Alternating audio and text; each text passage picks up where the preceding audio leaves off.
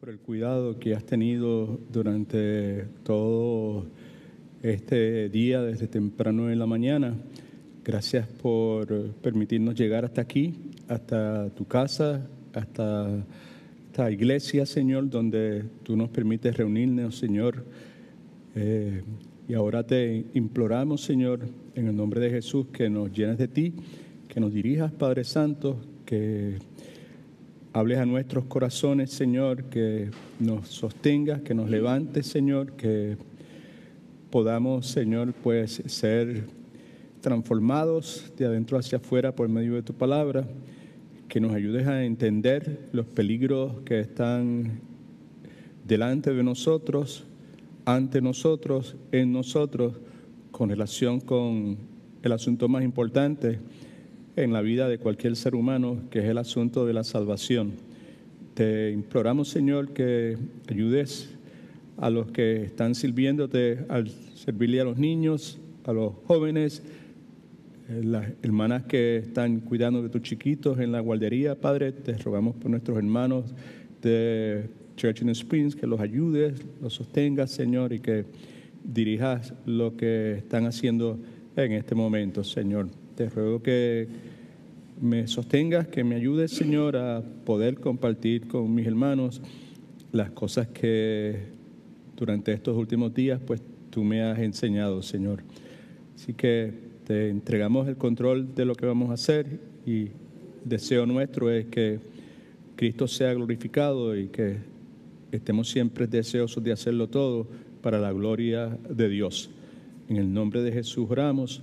Amén. Ok, familia, continuamos en este ciclo de matete. Solo deo gloria solamente para la gloria de Dios. Esta sección primera que estamos considerando la hemos titulado El peligro del engaño espiritual. Y mirando ese subtítulo, estaba considerando en esta tarde, mientras estudiaba mis notas, que el contexto del peligro del engaño espiritual que estamos haciendo referencia es el contexto de la salvación, la posibilidad de ser engañado espiritual con relación al asunto de la salvación. Hace unos meses atrás, yo recibí una llamada temprano en la mañana de un familiar que yo tengo cercano y por lo regular este familiar, hombre, por lo regular nunca me llama y pues inmediatamente pensé que algo sucedía con otro familiar, que alguien de la familia, ¿verdad? Y pues nada, simplemente me dijo él que es que pues tenía que estar esperando por este otro familiar que estaba en la oficina del doctor, era el tiempo del COVID, y no le permitían entrar, y iba a estar allí 2 o 3 horas, y se acordó de mí, y decidió llamarme, ¿right? Y el tema de su conversación, pues, se tornó en asuntos religiosos, cosas, conversación que no acostumbro tener con esa persona en particular. Y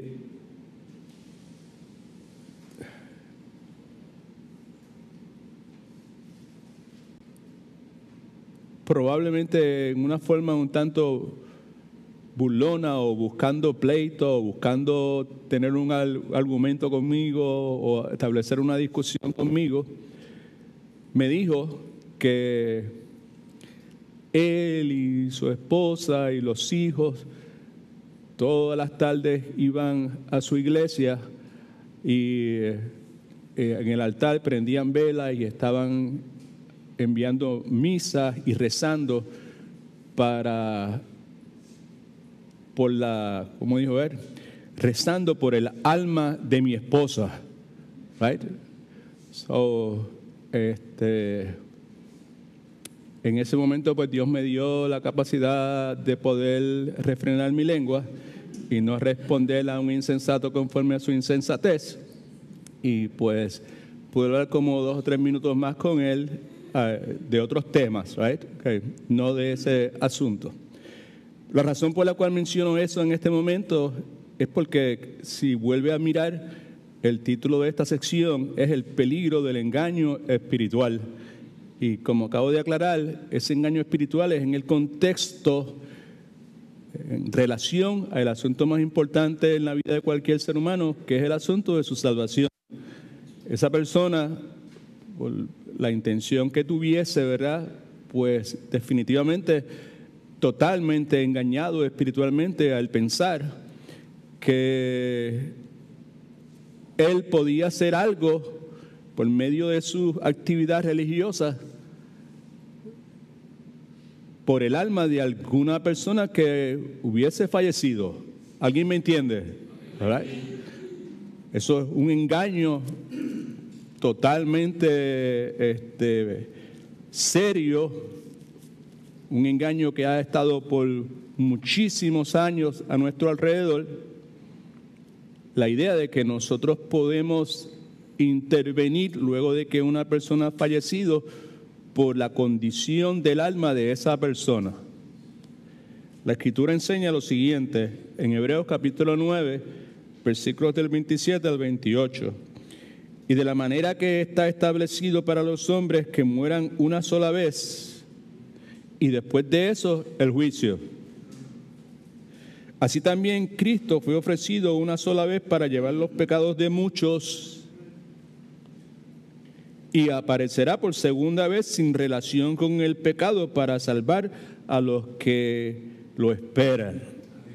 No que los que lo esperan serán salvos cuando Él venga, sino que, como sabemos, los que hemos tenido el privilegio de Dios, la bendición de Dios de estudiar la palabra y conocer la sana doctrina, sabemos que cuando dice para salvar a los que esperan, ese salvar, esa salvación que se refiere ahí, es lo que todos conocemos como la glorificación, que es el tercer aspecto bíblico de la salvación: regeneración, santificación y glorificación, ¿right? Esa culminación de la salvación del hombre. Así que en este ciclo lo que hemos estado haciendo es considerando las implicaciones de la crucifixión de nuestro Señor y Salvador Jesucristo, las implicaciones de la salvación de pecadores como usted y como yo por la gracia de Dios, solo por gracia, por medio de la fe, no por obras para que nadie se gloríe, no por gracia más obras, simplemente por gracia, las implicaciones de esa salvación por gracia, y cómo estas dos cosas y muchísimas otras cosas se mezclan, se entrelazan para resultar en el asunto que es el tema central de nuestro ciclo de Matete, que es darle gloria a Dios, como la salvación por gracia que Dios nos ha dado, como la crucifixión de Cristo, Dios hecho hombre, conforme a todo lo que Él había establece en la profecía del Antiguo Testamento, cómo eso se entrelaza y resulta en que Dios sea glorificado. Así que me parece que como Iglesia del Señor Jesucristo, cada uno de nosotros queremos, por encima de todas las cosas, que lo que nosotros hagamos y que lo que nosotros digamos resulte en la gloria de Dios en el momento presente y para siempre. Nuestro estudio tiene 3 metas básicas. Primero, queremos contemplar la maravilla de la crucifixión de Cristo. Segundo, queremos considerar el significado de la salvación por gracia. Y con relación a eso, hemos dicho ya varias veces que no es nuestra intención complicar el asunto de la salvación. Todo lo contrario, lo que queremos es ser claros en cuanto al asunto de la salvación. Ese es uno de los propósitos nuestros. Y queremos comprender la importancia de nuestra misión, que es la finalidad de nuestro estudio. Una vez podamos ver con claridad el significado real, bíblico, de la crucifixión de nuestro Señor Jesucristo, la implicación de Cristo morir en la cruz del Calvario, su resurrección victoriosa de la tumba y cómo la salvación que Cristo le da al hombre revoluciona absolutamente todos los aspectos de la vida, que estos son salvos. Queremos ver cómo el resultado de eso es que vamos a ser motivados a dar todo lo que tengamos, cualquier cosa que Dios nos pida, para hacer conocer su evangelio en este lugar donde estamos viviendo, a través de la proclamación de su palabra y por medio de vivir una vida que esté centrada en obedecer la voluntad de Dios. En el bosquejo, que las notas que le hemos dado, creo que en la segunda página, si no me equivoco, correcto, empezamos a hablar acerca del peligro ante, entre y dentro de nosotros, y otra vez, ese peligro es con relación a la salvación.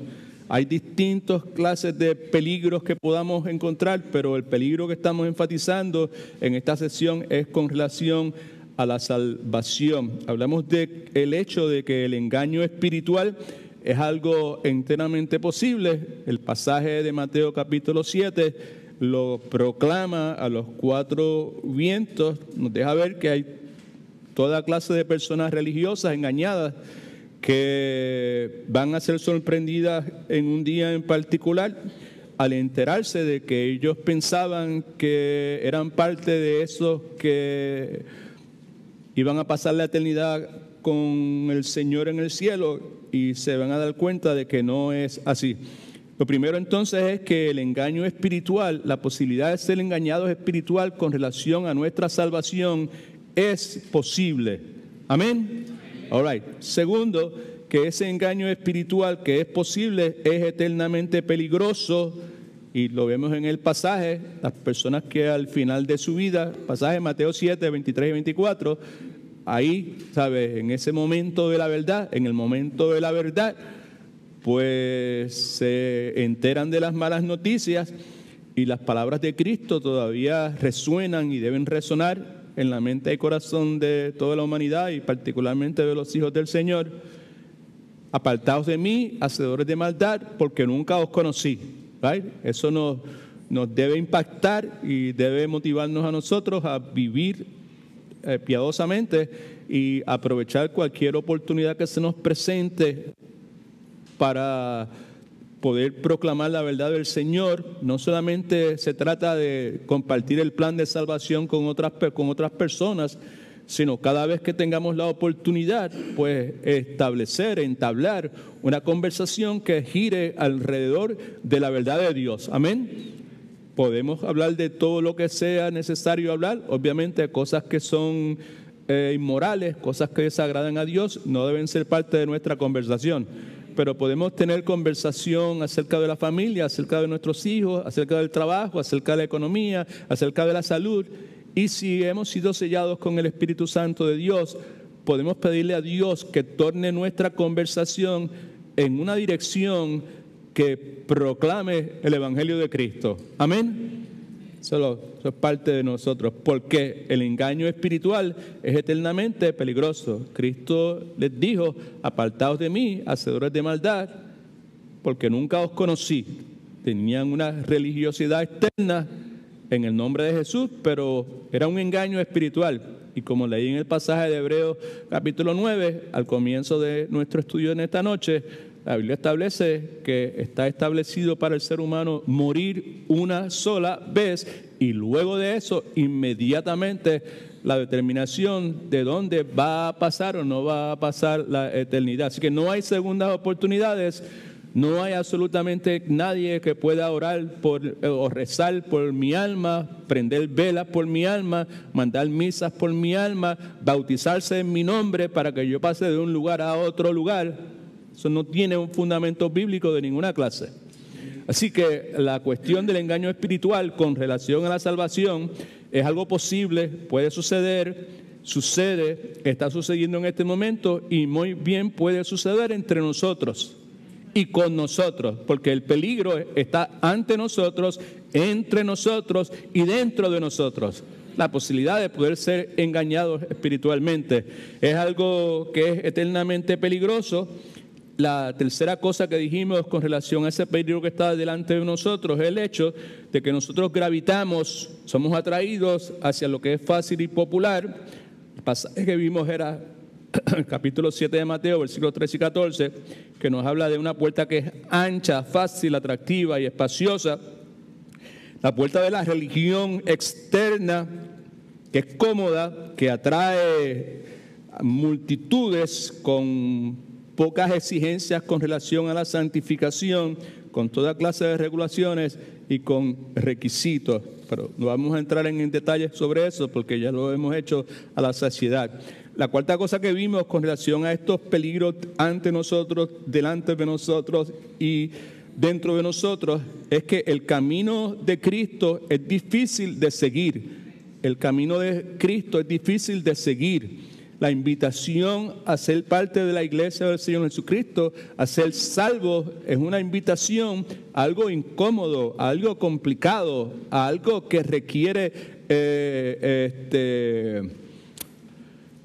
abandono, entrega, implica renunciar a muchas cosas que nosotros entendemos como valiosas, que son de gran valor como nosotros, tan valiosas como padre, madre, hijo, hija, esposa, todas esas cosas. Es una invitación a tomar una cruz, es una invitación a negarse a uno mismo, es una invitación a seguir a Cristo, al cual fue rechazado y fue, pues sabemos todos que crucificado injustamente. Y conforme a lo que Él nos enseña, nos advierte de que el discípulo no puede ser mayor que su maestro. Así que el camino de Cristo es difícil de seguir. Entienda entonces que si estamos hablando del peligro del engaño espiritual con relación a la salvación, podemos inferir a la luz de lo que hemos dicho en el punto número 4, de que cualquier movimiento religioso que te presente un camino a la salvación que no tenga exigencias, que no tenga un llamado a vivir en santidad, que no tenga un llamado al arrepentimiento y a vivir conforme a la voluntad de Dios de una forma piadosa, pues tiene en sí mismo sello de que no es bueno, de que no es real, que no es verdadero, que es un engaño espiritual. La otra cosa que vimos la vez pasada es que el camino de Cristo es odiado por muchos. En Mateo capítulo 10, versículos del 16 al 23, vimos precisamente eso, de cómo pues vamos a estar en este mundo rodeados de personas que nos van a perseguir y que nos van a entregar a muerte y que nos van a odiar. Versículo 22 decía, seréis odiados por todos por causa de mi nombre. Right? Así que vimos esa parte. Y el punto número 6 también, vimos entonces que nosotros podemos profesar, esto es parte del peligro espiritual que tenemos delante de nosotros con relación a la salvación, y es que nosotros podemos profesar públicamente lo que personalmente no poseemos.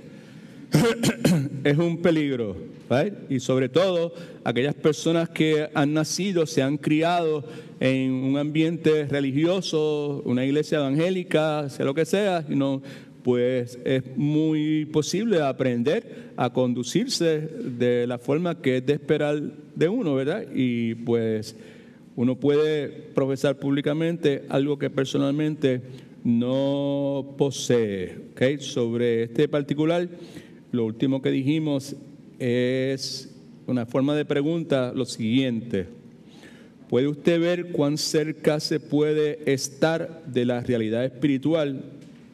La realidad espiritual de Mateo capítulo 7, versículos 23 y 24, que está hablando de las personas en aquel día, Señor, Señor, te dirán, Señor, Señor, en tu nombre sacamos demonios, profetizamos, hicimos milagros, y yo diré, apartados de mí, hacedores de maldad, porque nunca os conocí. La realidad espiritual de esas personas era que Cristo nunca los había conocido. Así que se puede estar bien cerca de esa realidad espiritual de que nunca hemos conocido a Cristo, que Cristo nunca nos ha conocido a nosotros, ¿verdad? y al mismo tiempo ser cautivo de la superficialidad religiosa y espiritual. La superficialidad religiosa y espiritual se ve en la frase, el reclamo de ellos: Señor, Señor, en tu nombre hicimos. Toda clase de actividad religiosa, cuando en realidad no había ocurrido un nacimiento espiritual.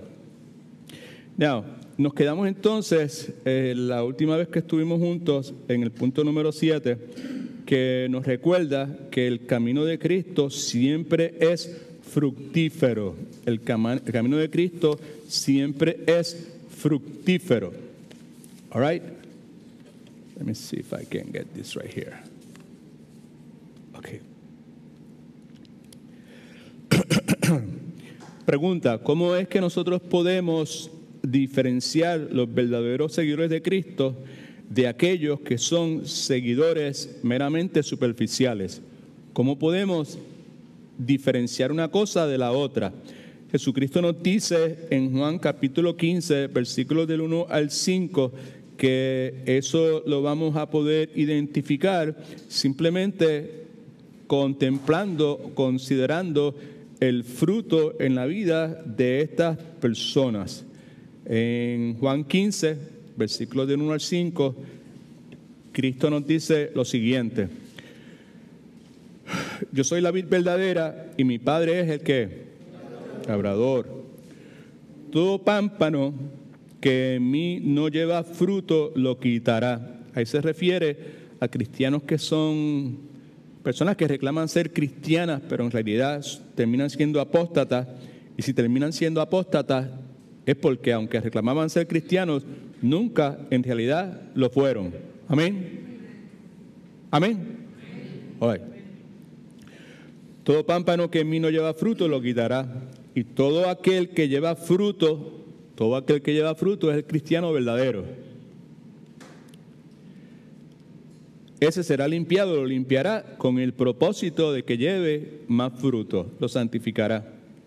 Versículo 3. Y, mejor dicho, ya vosotros estáis limpios por la palabra que os he hablado. Versículo 4. Permanecer en mí y yo en vosotros. Hemos dicho ya en infinidad de ocasiones que solamente el verdadero creyente puede hacer eso. Solamente el verdadero creyente puede permanecer en Cristo y Cristo en él. Ninguna persona que no sea un verdadero creyente puede hacer eso. Y luego sigue: como el pámpano no puede llevar fruto por sí mismo si no permanece en la vid, Cristo es la vid, unido a la vid, de donde emana la savia que permite que el fruto se produzca. ¿Estamos? Right? Así tampoco vosotros, si no permanecéis en mí, si no sois verdaderamente salvos. Versículo 5. Yo soy la vid, vosotros los pámpanos, vosotros sois cristianos genuinos. El que permanece a mí y yo en él, este lleva mucho fruto. Porque separado de mí, nada podéis hacer.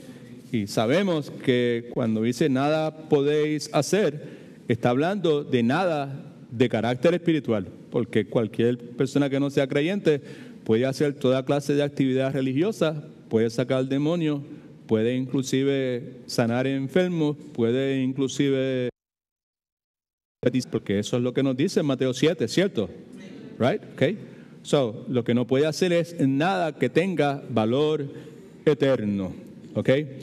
Entonces, el punto aquí es que un buen árbol, un árbol bueno, siempre da buen fruto. Ahora, clarificamos, ya lo hicimos la vez pasada, pero lo volvemos a hacer en este momento.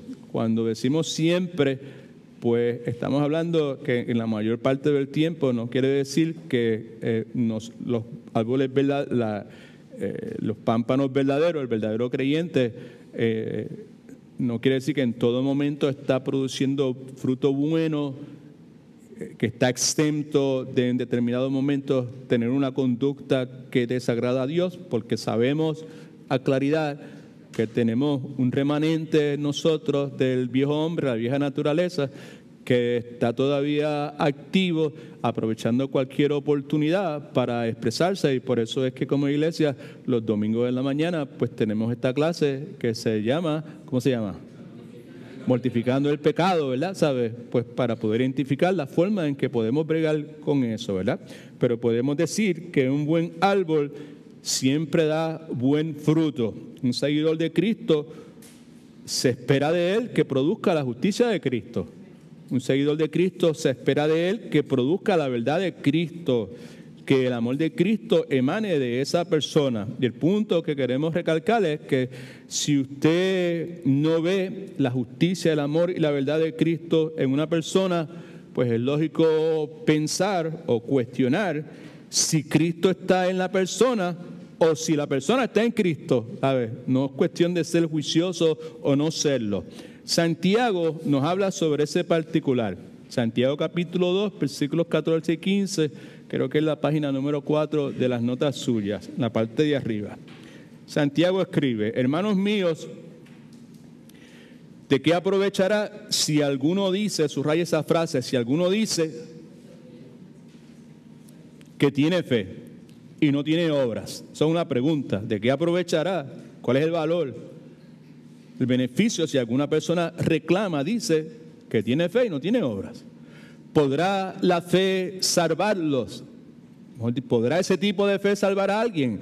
¿Es esa la fe que salva? ¿Es esa la fe salvadora? Versículo 15.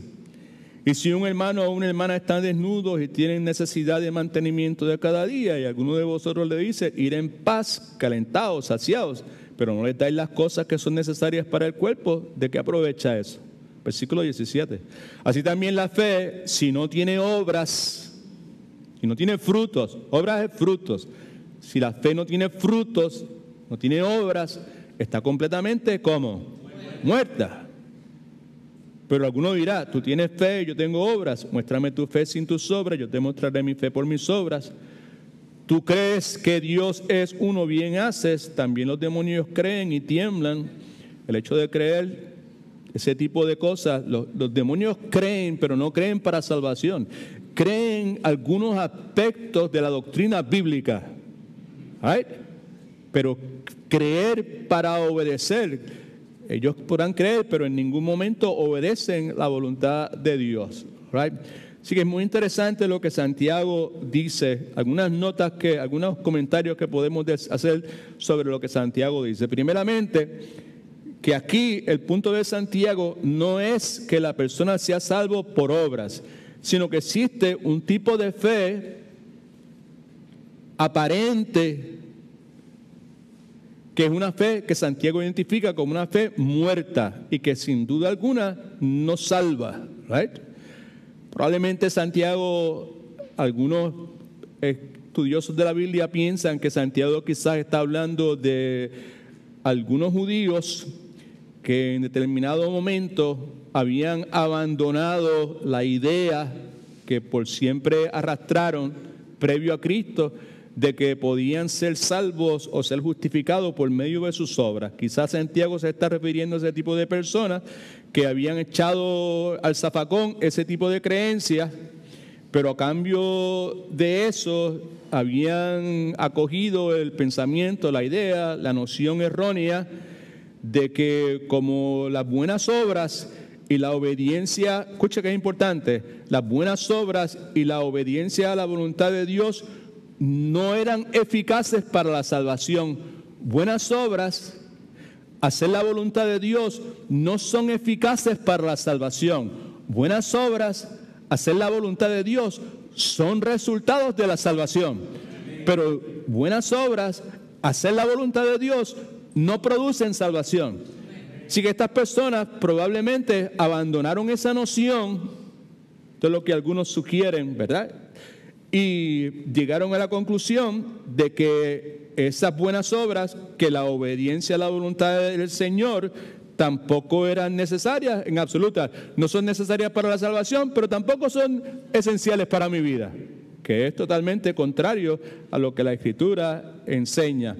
Personas entonces, cuando Santiago habla de esta fe como una fe muerta, personas que redujeron la fe, como mencioné con relación a los demonios, a un agreement, asentamiento intelectual con algunas verdades, con algunos hechos acerca de la vida de nuestro Señor y Salvador Jesucristo. Como dije la vez pasada, cuando aquí nos dice en el versículo 14, si alguno dice, es importante, porque Santiago no está diciendo que la persona tenga fe en realidad, sino que la persona afirma tener fe. Es el caso de Mateo capítulo 7.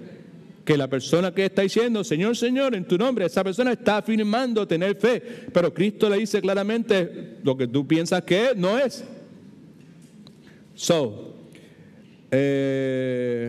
Y cuando Santiago dice, ¿podrá esa fe salvarle? Lo que quiere decir, ¿acaso puede salvar esa clase de fe? Y el punto es que Santiago no está discutiendo la importancia de la fe. Lo que Santiago está haciendo es que se opone, escuche que es importante, al entendimiento o al concebir que la fe salvadora puede ser esto es importante, familia, este es el peligro, aquí está el engaño espiritual, que la fe salvadora puede ser simplemente un ejercicio intelectual, pero que ese ejercicio intelectual, yo creo que yo soy un salvador, yo creo que Cristo murió por los pecadores, yo creo esto, yo creo aquello otro, pero esa actividad intelectual carece de un compromiso real y verdadero, activo, que se manifiesta en una obediencia práctica. Eso es lo que Santiago está diciendo, ¿verdad? ¿Sabes? Si tú dices que tú tienes fe, pero muéstrame por tus obras. Porque la fe sin obras no es una fe genuina. Es una fe que no es real, que no es verdadera. All right? El próximo punto, si no me equivoco, es el punto número 8. Punto número 8, que dice que el camino de Cristo es siempre fiel o siempre es fiel. El versículo clave en cuanto al engaño espiritual es Mateo 7, 23 y 24. Ahí es donde está claramente expresado, ¿verdad?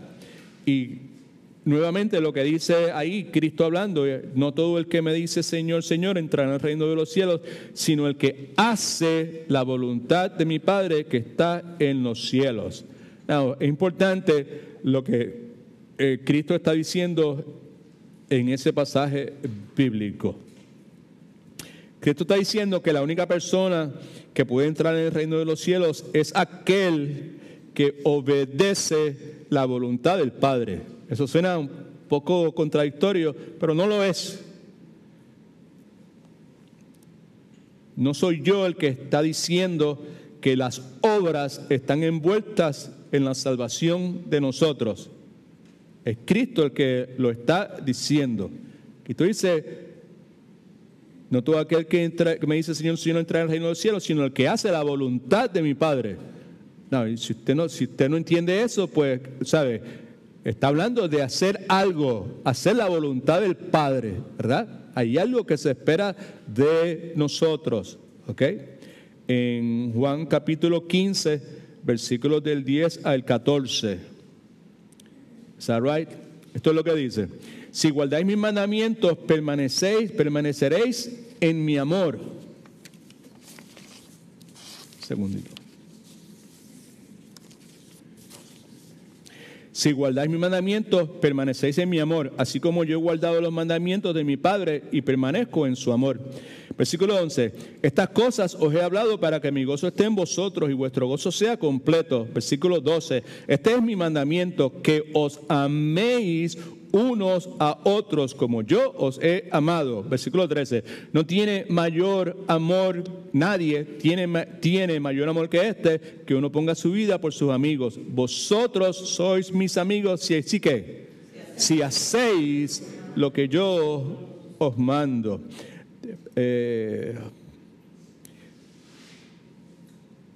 Versículo 10 dice, si guardáis mis mandamientos, permanecéis en mi amor, así como yo he guardado los mandamientos de mi Padre y permanezco en su amor. Los creyentes verdaderos obedecen los mandamientos del Señor y los obedecen sometiéndose a lo que la palabra de eso, y en virtud de nuestro compromiso con la palabra de Dios, debemos dedicarnos por completo a hacer la voluntad de Dios, ¿verdad? Como Él lo ha prescrito en su palabra. ¿Okay? Now, en Hechos, capítulo 26, versículos del 19 al 20, aquí vemos una correlación, si usted quiere, entre el arrepentimiento y nuestras acciones. Hechos capítulo 26, versículos del 19 al 20. Luego del encuentro que Pablo ha tenido con el Señor Jesucristo, ahora se encuentra detenido, encuentra siendo interrogado por un rey que se llamaba Agripa, y en ese contexto Pablo da testimonio de su fe, de lo que le sucedió, cómo fue el encuentro con el Señor, y en estos versículos del 19 y 20, escuchamos algo de Pablo donde nos habla de arrepentimiento, pero también nos habla de unas acciones que son de esperarse con relación a una vida que ha experimentado el arrepentimiento. Pablo dice en el versículo 19 de Hechos capítulo 26, por lo cual, Rey Agripa, no fui rebelde a la visión celestial. Y todos sabemos que es el encuentro de Cristo con Cristo en el camino de Damasco, cae del caballo, Pablo, Pablo, ¿por qué me persigues?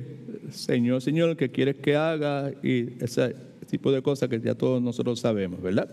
No fui rebelde a la visión celestial. No solamente eso fue la única parte de la visión celestial, pero con esa visión celestial vi una encomienda, unas tareas que Pablo iba a tener que realizar, que iban a implicar sufrimiento enormemente por ese Salvador, right? Y pues Pablo dice, yo no fui rebelde a esa visión, lo que se me dijo que hiciera, eso hice, right? Luego de tener este encuentro con el Señor. En vez de ser rebelde, en vez de rehusarme a hacer lo que fui llamado a hacer, dice él que anuncié primeramente a los que estaban en Damasco y Jerusalén, obviamente el Evangelio, y por toda la tierra de Judea, y entre ellos a los gentiles. Esto es lo que anuncié como parte del Evangelio, que se arrepintieran, subraye eso, que se arrepintieran, se convirtieran a Dios, quiere decir que creyeran en Cristo como el único medio, el camino, la verdad y la vida. Nadie puede venir al Padre a menos que sea a través de mí, dijo Cristo. Y luego dice, haciendo obras, ve la correlación, arrepentimiento, obras, dignas de arrepentimiento. Punto aquí es que es imposible separar el arrepentimiento de la vida transformada. Amén. Y una vida transformada se caracteriza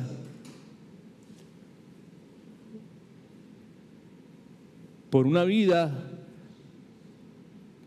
que está encerrada entre cuatro paredes, que no habla con nadie, que se abstiene de toda clase de alimentos, que se mantiene haciendo una repetición de cierto tipo de oración y no tiene contacto con la humanidad. Claro que no, no es de esa forma. Una vida transformada se caracteriza por buenas obras, por frutos. Alabado sea el nombre de nuestro Señor y Salvador Jesucristo. En otras palabras, que una profesión pública que no está acompañada de obediencia, de buenas obras y de buenos frutos. Cristo dijo, no todo aquel que me dice Señor, Señor entra en el reino de Dios, sino el que hace la voluntad de mi Padre. Right? Si tú has tenido el nuevo nacimiento, porque ninguno de nosotros podemos provocar el nuevo nacimiento, el que ha tenido el nuevo nacimiento es porque Dios desde antes de la fundación del tiempo lo había elegido y en su momento Dios le dio el llamado a la salvación. Ese llamado a la salvación es lo que produce el nuevo nacimiento en nosotros. Y si la persona ha tenido ese nuevo nacimiento, pues esa persona no solamente se va a limitar en decir Señor, Señor, Señor, Señor, Señor, Señor en tu nombre, sino que esa persona va a tener fruto. Esa persona no simple va, y el fruto que va a tener es fruto espiritual, no va a ser el fruto de un engaño espiritual. Personas que se han autoengañado a sí mismos pensando, porque el problema con estas personas en Mateo 7 es que en ese momento de la verdad, ellos juraban y perjuraban que ellos tenían derecho a tener esa relación con Dios eterna, ¿por medio de qué? por medio de lo que ellos reclamaban. Right? Say, hey, en tu nombre hicimos, right? Pues el punto aquí es, pues sí, ¿sabes? Nosotros somos salvos por gracia, por medio de la fe, no por obras para que nadie se gloríe, pero somos salvos por gracia para buenas obras. Amén. Pero es importante que entendamos, porque estamos hablando el contexto de lo que acabo de decir, que hay una relación de obras con la salvación. Es importante porque todo el que es verdaderamente salvo tiene frutos. El pámpano que está injertado con la vid da fruto. Es inevitable, no es invento mío, no es presión mía, es lo que el Señor ha establecido. Right? Y el engaño espiritual está en que hay toda clase de actividad que se puede realizar en un contexto de una iglesia que puede incluir hasta experiencias místicas y esotéricas donde podemos nosotros o las personas pueden tener ciertas habilidades, ciertos dones, hablar en lengua, hacer No me escuche a mí, no ponga sus ojos en mí, ponga sus ojos en Cristo, porque es Cristo el que está diciendo. En aquel día muchos me dirán, Señor, Señor, en tu nombre, ¿qué hicimos? ¿Hicimos qué? Hicimos milagros, right? Sacamos demonios, profetizamos, sanamos. Y yo les diré, apartaos de mí, hacedores de maldad, porque nunca os conocí. Right? So, el error, el peligro espiritual detrás de lo que estamos viendo es la idea de que si estas cosas están presentes en mi vida, pues entonces ese es el criterio que Dios va a tomar en consideración para determinar si voy o no voy. Si soy aceptado o no soy aceptado. Amén. Right? Ese peligro espiritual es real. Y nosotros podemos tener una sana doctrina, pero en la práctica ser ateos. ¿Sí o no? Right? Y en la práctica, pues entonces, tener una doctrina que no sea sana. El pensar que, pues, ok, está bien, pues estoy haciendo esto, estoy haciendo aquello otro, y pues entonces, pues, estoy acumulando puntos, ¿verdad? ¿Sabes? Y si, pues, por alguna razón, pues, tengo que mantenerme haciendo esto, porque si no me mantengo haciendo esto, pues entonces Dios no va a estar contento conmigo, o Dios no me va a querer, o puedo perder mi salvación. Todo ese sinnúmero de cosas que en el día de hoy pues son parte de la inmensa mayoría de las iglesias que se identifican a sí mismos como evangélicas, porque las iglesias de corte carismático son muchísimo más que las iglesias evangélicas que tienen sana doctrina. Amén. All right. Ok. En otras palabras, que una profesión pública que no está acompañada de obediencia, de buenas obras y de buenos frutos, presenta la posibilidad de un panorama de engaño.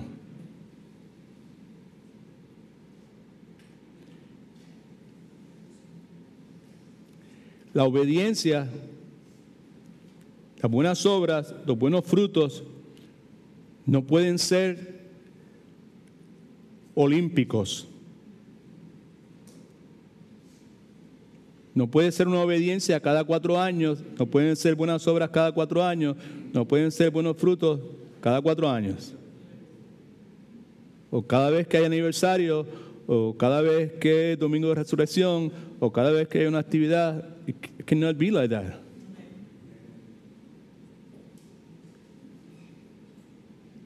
La razón por la cual hacemos esa afirmación es porque es muy común profesar públicamente lo que no poseemos personalmente. Ojalá que ese punto lo circule, porque eso es un peligro. Y de lo que estamos hablando en esta sesión de Matete es de los peligros, el peligro que tengo delante de mí, que el peligro que tenemos entre nosotros y el peligro que está dentro de mí. Y ese peligro es el engaño espiritual con relación a la salvación. El punto número 9 es que no podemos asumir salvación sin un fundamento bíblico. El fundamento bíblico, el anticipo, es simplemente escuchar lo que Dios dice y obedecer lo que estamos escuchando.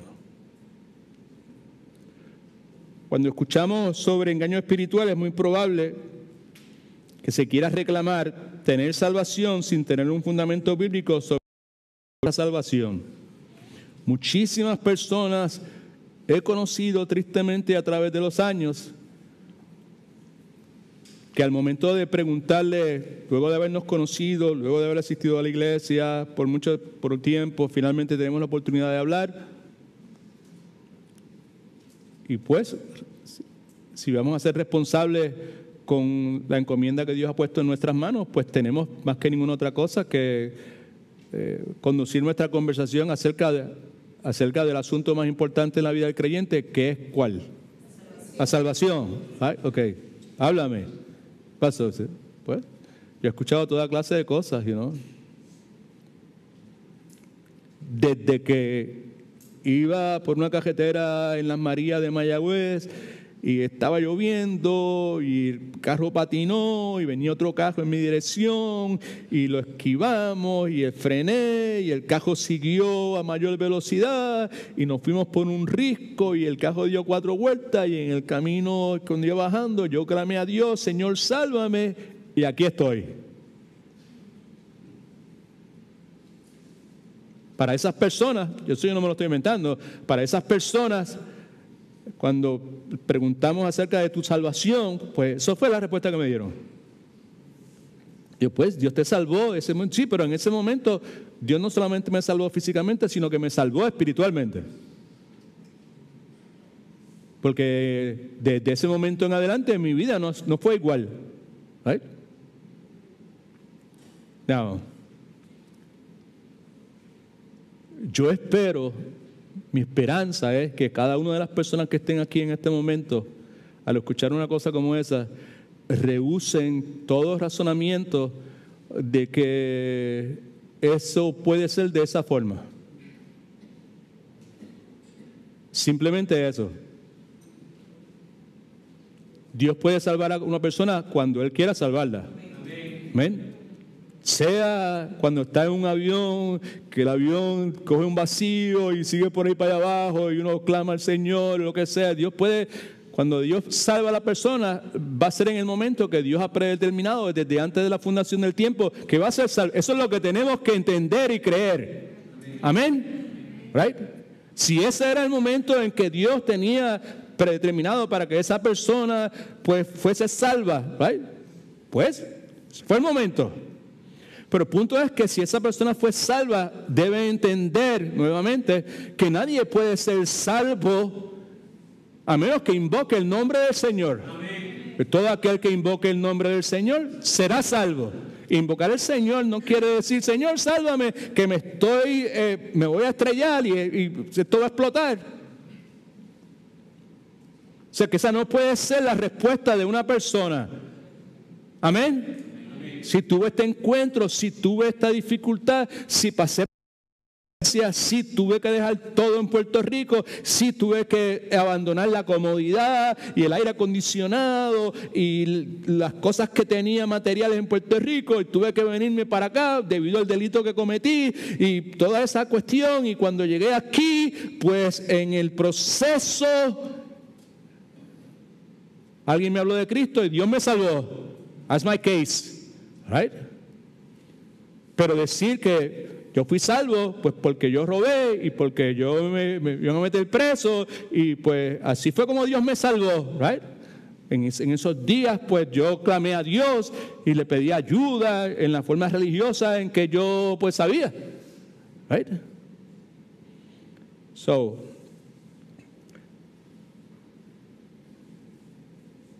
lo que queremos decir es que es posible reclamar, tener salvación sin tener un fundamento bíblico sobre el cual basar esa salvación. En el día de hoy yo tengo un fundamento bíblico sobre el cual basar mi salvación. Ese fundamento bíblico es simplemente basado en lo que Dios dice en su palabra. Amén. Mi nombre fue escrito en el libro de la vida desde antes de la fundación del tiempo. Y en su momento, cuando yo estaba muerto en mis pecados, en Mainland, aquí en la Florida, en el 1984, cuando yo estaba muerto en mis pecados, a Dios le plació darme vida cuando yo estaba muerto en mis pecados.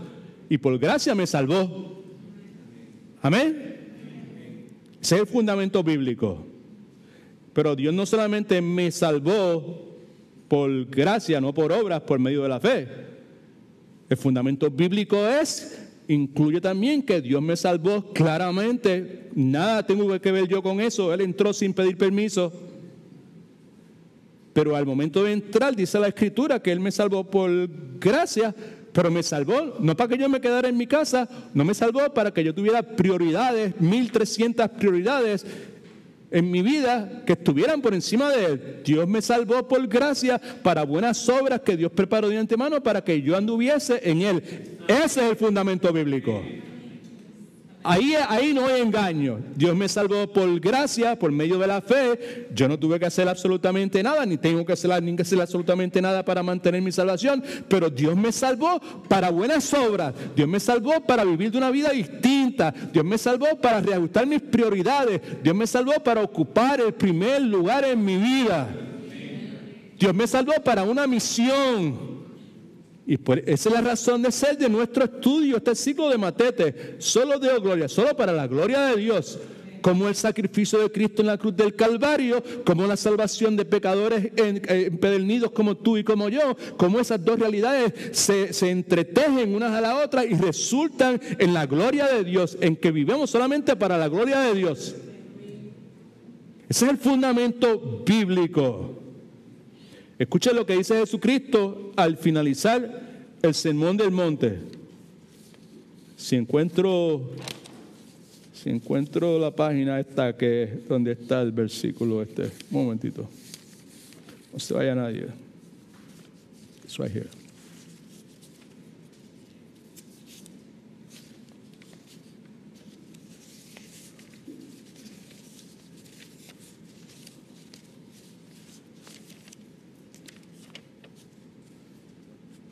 ¿Sabes qué? Yo no necesito papeles. Yo tengo una Biblia. Right? Ok. Y sé dónde está porque está la Biblia vieja. Right? So, aquí no tengo problema encontrándolo. Esto es lo que dice Cristo al finalizar el Sermón del Monte. Esto es lo que dice, familia. A cualquiera pues que me oye estas palabras y las pone en práctica. Subraya ese es el fundamento. ¿Ok? Ese es el fundamento.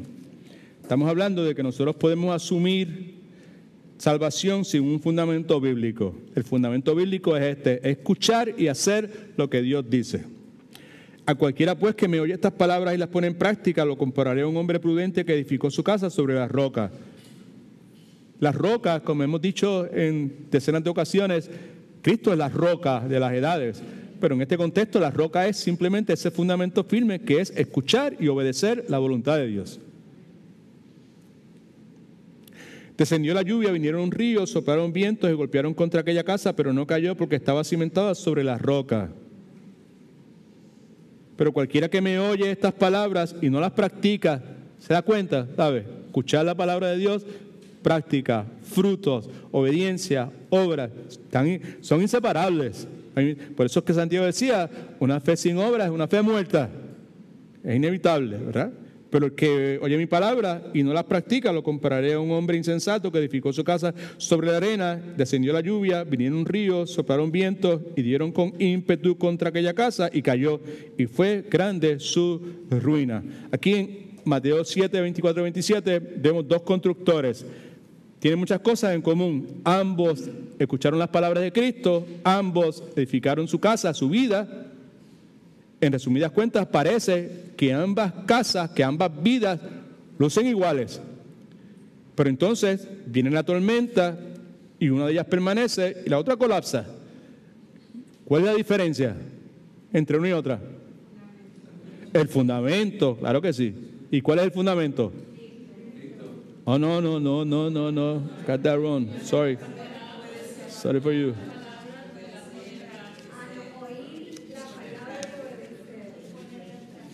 Ese es el fundamento.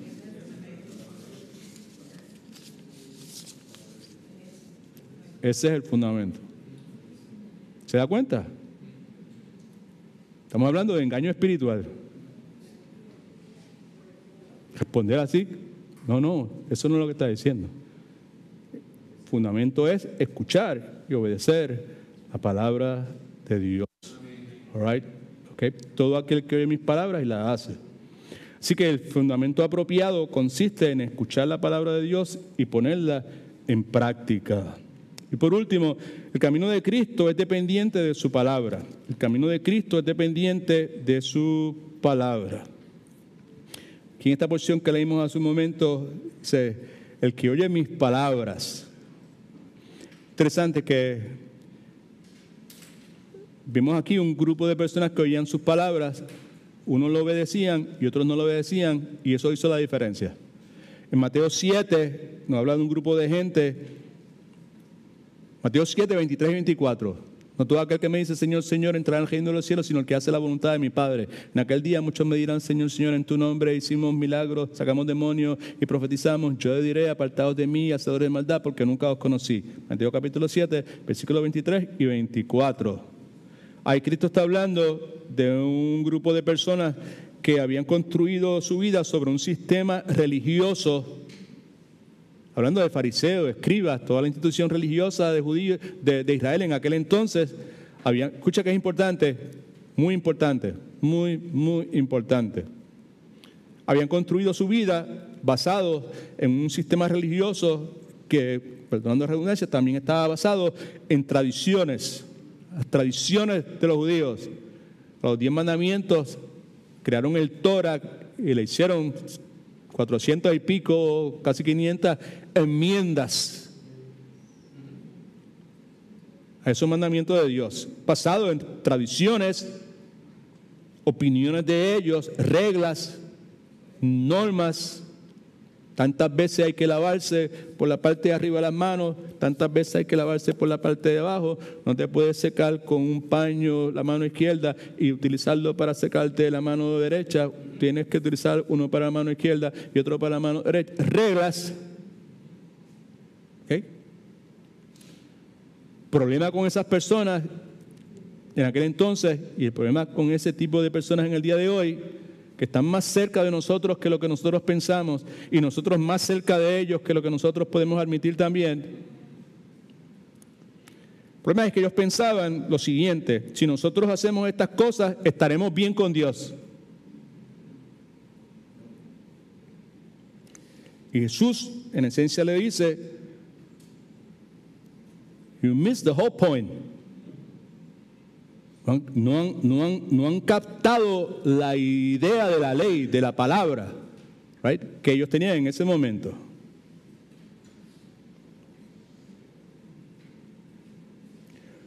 Lo que ustedes proclaman no se ajusta a la verdad bíblica. Pregunta, estamos terminando. ¿Será para nosotros en el siglo XXI, donde estamos, será posible para nosotros en el día de hoy? By the way, yo no estoy definitivamente en contra de que exista la posibilidad de que alguna persona pueda tener alguna experiencia mística o esotérica. ¿Amén? ¿Me entendió eso? All right. Yo personalmente he tenido experiencias en mi vida cristiana, mística, si usted quiere. Y aún antes de conocer al Señor, experiencias que son esotéricas, cosas que pasaron que humanamente posiblemente no tenían explicación. No me mire como si ese pastor no cree en que Dios puede hacer esto, puede hacer aquello otro. Lo que yo sí creo es que Dios no contradice lo que tiene en su palabra, right? Y lo que sí yo creo es que Dios no tiene revelaciones adicionales de ninguna clase, excepto lo que ya nos ha dado en su palabra. ¿Amén? Ok. ¿Será posible para nosotros en el siglo XXI construir un sistema completo de tradiciones, de ideas, de opiniones de hombres, que nosotros pensemos que nos equiparan con la salvación, pero que de hecho no están en la palabra de Dios? ¿Será posible? Sí. Pues claro que sí. That's the whole point. That's the whole point. En 1975 yo tuve que ir a un hogar CREA en Mayagüez. Mientras estaba en el hogar CREA, una noche alguien dejó un libro pequeño que se llamaba El puñal y la cruz de un predicador que se llama Nicky Cruz. Esa noche mientras estaba de guardia leí todo el libro, donde narraba toda clase de experiencias místicas y esotéricas. Temprano en la mañana, luego de haber desayunar, en vez de acostarme a dormir, lo que hice fue que me fui caminando sin que nadie se diera cuenta y me metí en un monte. Y estuve horas, estuve como hasta las 6 de la tarde arrastrándome por el piso, clamando a Dios para que las experiencias que Nicky Cruz había tenido las tuviese yo también.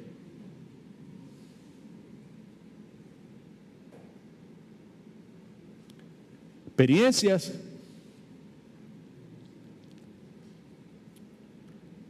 que en la descripción que él da equivalían a la salvación que había tenido.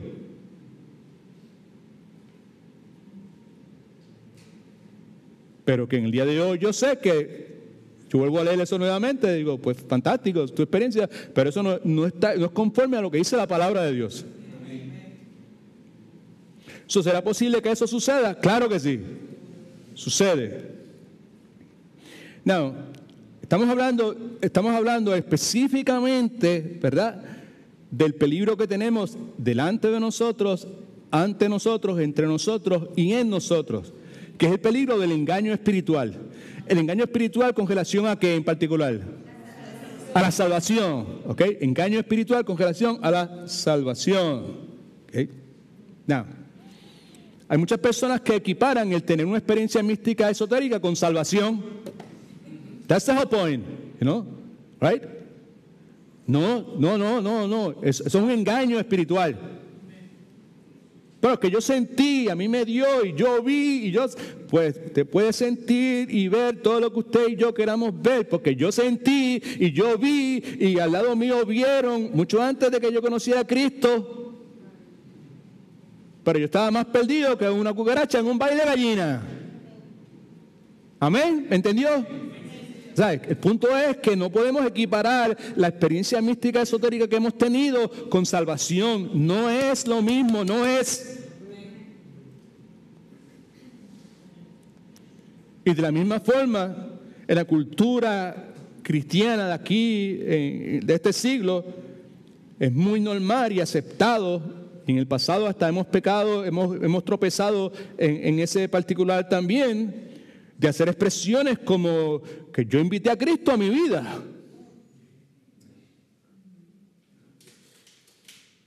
Right?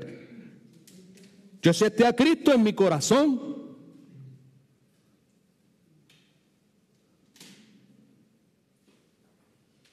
Nadie que está muerto espiritual puede invitar a Cristo a su corazón. Y lo que la Escritura dice, que antes de que Cristo viniera y nos diera vida espiritual, estábamos muertos en nuestros pecados.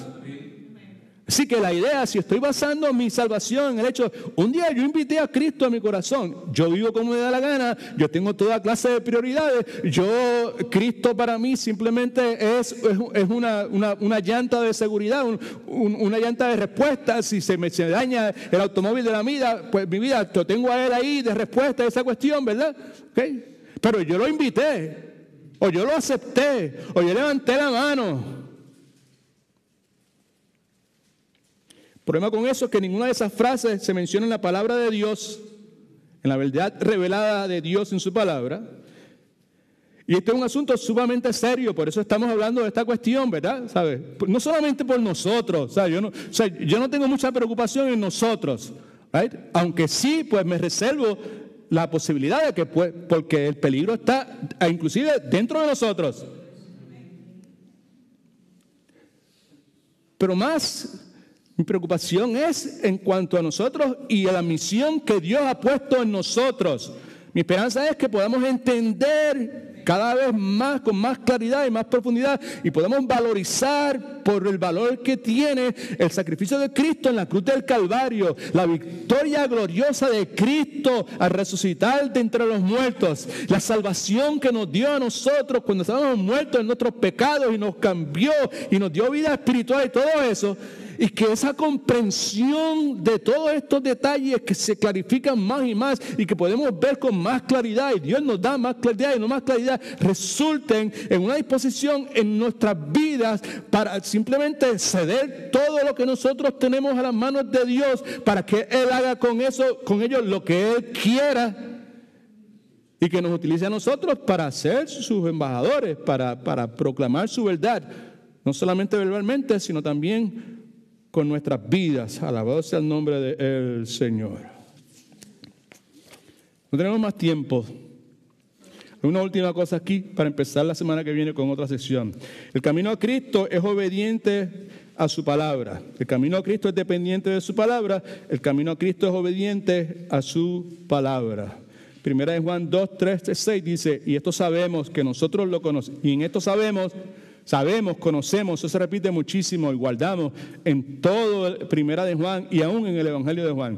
En esto sabemos que nosotros lo conocemos y guardamos sus mandamientos. El que dice yo lo conozco, pero no guarda sus mandamientos, yo soy salvo, pero no guardo sus mandamientos, no vivo conforme a lo que Él ha establecido, no hay buenas obras, no hay frutos buenos en mi vida.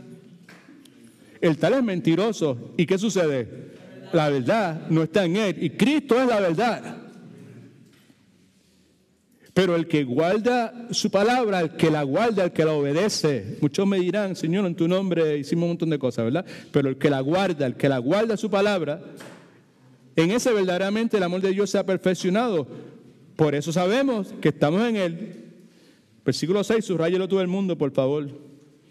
El que dice que permanece en Él, que está unido a Cristo, el que dice que permanece en Él, quiere decir, el que dice que es salvo, el que reclama que yo soy salvo, yo sé que yo soy salvo, yo sé que yo he nacido de nuevo, yo sé que yo he tenido un nuevo nacimiento, yo no tengo duda de eso. El que dice eso, pues dice la Escritura, debe andar como Él anduvo, debe vivir como Cristo vivió, debe imitar a Cristo y ser gozoso por ser como Cristo. Alabado sea su nombre. ¿Okay? Así que el reclamo de Mateo 7 lo vemos nuevamente aquí también. Cualquiera pues que me oye estas palabras y las hace. Más adelante en nuestro estudio vamos a ver cómo las obras y la salvación se relacionan una con la otra. En conclusión, esta noche deseamos que consideremos que Jesús, al concluir el Sermón del Monte, básicamente nos dice lo siguiente: hay una tormenta de juicio santo por venir. Y el único que podrá estar en pie en ese día es el que ha oído la verdad de Dios, la palabra de Dios, y la ha puesto en práctica. Lo que me lleva a concluir a la palabra que estuvimos hablando los otros días, en Juan capítulo 18, versículo 37, Cristo hablando, y Él dijo, yo he venido a este mundo para dar testimonio de la verdad.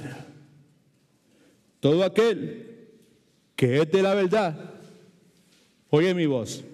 Y como dijimos aquella mañana, volvemos a repetir en esta noche, cuando Cristo dice todo aquel que es de la verdad, está hablando de todo aquel que ha nacido de la verdad. Todo aquel que ha nacido espiritualmente. Mis ovejas oyen mi voz y siguen por donde le da la gana. Y me siguen.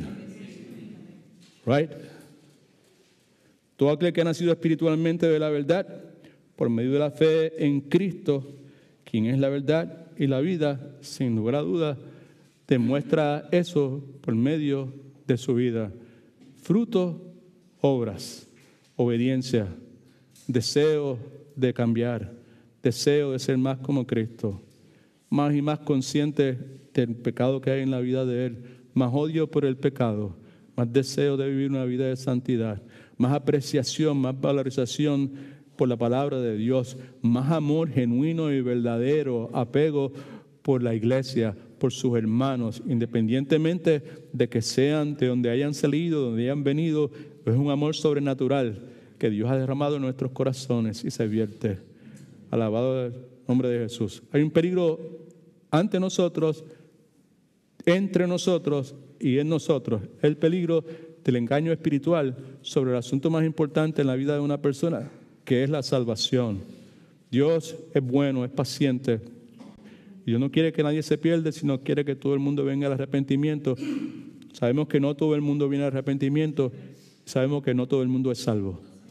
Sí sabemos que la Escritura dice que cuando me busques de todo corazón, me vas a encontrar. Right? Y la Escritura dice que nadie, Cristo dijo, nadie puede venir a mí a menos que el Padre lo conduzca, lo guíe. Cristo dijo, el que a mí viene, yo lo recibo. Nunca hay puertas cerradas. Alabado sea el nombre del Señor. Y todo esto que hemos estado hablando aquí, estamos hablando no con el propósito de incomodar a nadie, estamos hablando con el propósito de fortalecer nuestra fe, saber que en qué hemos creído, amén, y estar pendientes, estar atentos, ¿verdad? De forma tal que cuando reciba llamadas como la que yo recibí, que le conté al comienzo de nuestro estudio, aquel familiar que me llamó para decirme que estaba rezando y prendiendo vela y mandando misas por el alma de mi amada esposa, que podamos saber cómo reaccionar. Que con la ayuda del Espíritu Santo, en vez de enfrancarnos en una discusión, simplemente seamos mansos como palomas, sabios como serpientes, seamos prudentes, sepamos esperar, no seamos impacientes, sepamos esperar, orar y poner todas las cosas en las manos de Dios. Hay que pelear nuestras batallas. Primera de Pedro capítulo 2, versículo 22. God is good? All the time. ¿Cuál es? Si está molesto conmigo, no está molesto conmigo, está molesto con lo que dice la palabra. All right? Okay. All right. Okay. Let's do that. Padre, muchas gracias te damos en el nombre de Jesús. Padre, en este momento te ruego por este familiar mío que tú conoces, por él y por su esposa, por sus hijos, por los cuales oro todas las noches, Señor. Cuando tú me lo recuerdas. Volvemos a orar por él, para que tú le abras los ojos del entendimiento, para que tú tengas misericordia de ellos, Señor, como lo has tenido de nosotros. Oh Padre, que al salir de aquí salgamos con corazones agradecidos, mansos, llenos de paz, Señor, al contemplar el hecho de que en medio de esta multitud de seres humanos en este planeta Tierra, tú un día te plació poner tus ojos sobre nosotros, que estábamos en guerra contigo, Señor, y nos llevaste a Cristo y nos diste el regalo de la salvación, Señor, algo que no merecíamos. Que seamos agradecidos, Señor, que tengamos el deseo y la determinación, Señor, de que cada vez nuestra fe en ti sea más limpia, Señor, limpia, purifica nuestra fe, Señor. Tú sabes que nosotros te amamos, pero queremos amarte mejor, queremos amarte de una forma más correcta, Señor, conforme a lo que tú nos has revelado en tu santa palabra. Conduce nuestros automóviles de regreso. Sabes que necesitamos descanso para el día de mañana. Aquí estamos, Señor, en este lugar porque queremos conocerte mejor. Confiamos, Señor, que tú continúas siendo galardonador de aquellos que te buscan, Señor. Eso es lo que hemos querido hacer en esta noche. En el nombre de Jesús. Amén.